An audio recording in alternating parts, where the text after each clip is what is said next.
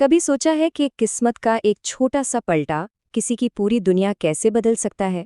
आज हम एक ऐसी ही क्लासिकी उर्दू कहानी में गोता लगाने वाले हैं। एक गरीब मछेरे की कहानी जिसकी जिंदगी एक पुरस्कार बोतल की वजह से हमेशा के लिए बदल जाती है। लेकिन सवाल ये है कि क्या ये तब्दीली अच्छी थी? तो कहानी शुरू होती है एक बहुत ही आम बूढ़े मछेरे से। एक ऐसा शख्स जिसकी जिंदगी आप कह सकते हैं बस रोजमर्रा की जिद्दोजहद का नाम था। लेकिन फिर समंदर से कुछ ऐसा निकलता है जिसकी किसी को उम्मीद नहीं थी। एक ऐसी चीज जो उसकी सारी गुर्बत मिटा सकती थी, मगर उसकी एक बहुत बड़ी, एक अनदेखी कीमत भी थी।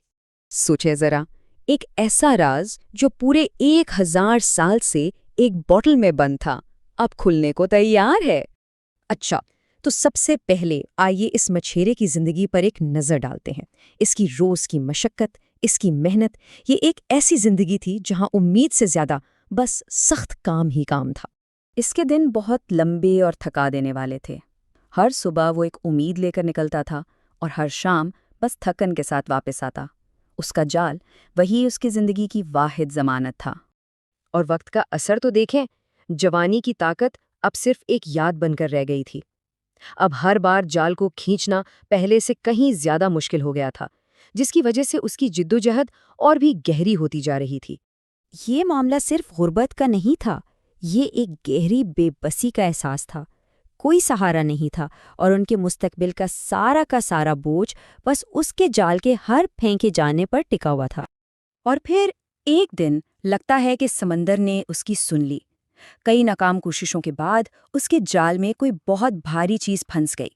ये वो लम्हा था जहां किस्मत बदलने वाली थी, लेकिन वैसे बिल्कुल नहीं जैसा उसने कभी सोचा था। जरा उसकी हालत का अंदाजा लगाएं। पहली बार जाल फेंका, खाली। दूसरी बार फेंका तो बस कुछ टूटे बर्तन हाथ लगे। लेकिन फिर तीसरी बार जाल इतना भारी महसूस हुआ कि उसकी डूबी हुई उम्मीद में एकदम से जान आ गई। क्या आखिरकार किस्मत मेहरबान हो ही गई थी? ये मछलियों का कोई ढेर नहीं था जिसकी वो उम्मीद कर रहा था, बल्कि एक अजीब सी बंद बोतल। इसकी सारी उम्मीद एकदम उलझन में बदल गई। आखिर ये क्या चीज थी जो समंदर की गहराइयों से बाहर आई थी? और बस यही वो लम्हा है जब उसकी आम सी दुनिया बहुत पीछे रह जाती है। मछेरे का तजस्सुस, उसकी क्यूरियोसिटी उसे बोतल खोलने पर मजबूर कर देती है। और जैसे ही वो ढक्कन खुलता है, बोतल से धुआं निकलता है जो देखते देखते एक बहुत बड़ी देव जैसी शक्ल इख्तियार कर लेता है। ये कोई आम चीज नहीं थी और इसकी जो हंसी थी वो पूरे माहौल में गूंज रही थी। अब ये मछेरा किस मुसीबत में फंस गया था? इस मखलूक ने खुद अपना तारुफ कराया कि वो एक जिन है। इस एक जुमले ने मछेरे के सारे शक दूर कर दिए। अब उसकी दुनिया में जादू एक हकीकत बनकर दाखिल हो चुका था। जिन ने फिर बताया कि वो कितने अरसे से कैद में था। 1-2 साल नहीं, पूरे 1000 साल इस छोटी सी बोतल के अंदर बंद।